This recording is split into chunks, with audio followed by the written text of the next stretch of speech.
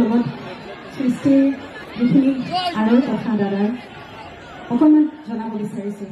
তেতিয়া দাদাক মই ক'লোঁ যে দাদা মোক এটা গীত লাগে আপোনাৰ পৰা, আপোনাৰ সম্পূৰ্ণ আপোনাৰ সুৰ, আপোনাৰ লিখা, আপোনাৰ সংগীতেৰে এটা লাগে।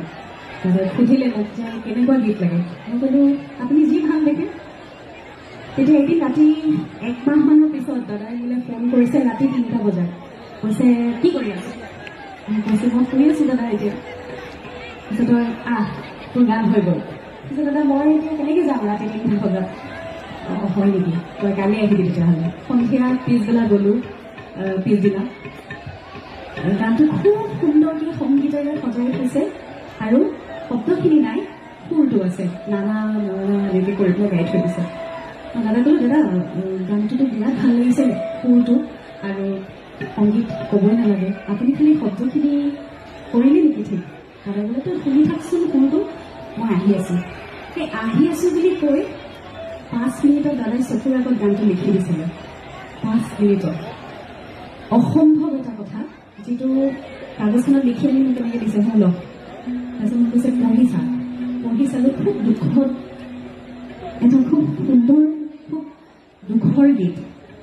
একদম শুনিলে মানে কথাখিনি পঢ়াৰ লগে লগে মোৰ খুব বেয়া লাগিছিলে। মই কৈছোঁ দাদা গীতটো খুব দুখৰ। দাদাই কৈছে তই এতিয়া ভাবিব লাগিব যে তই ভালপোৱা মানুহজন মৰি গ'ল।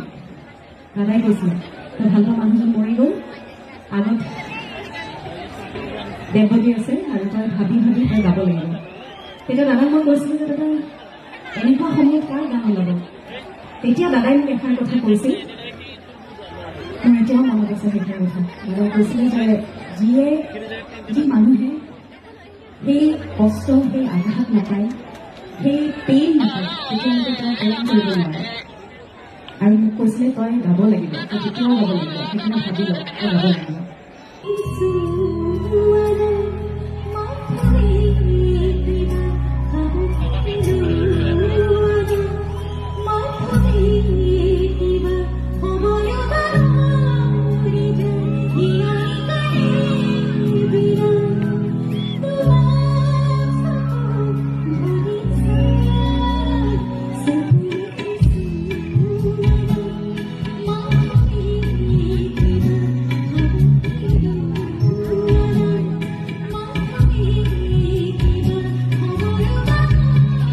You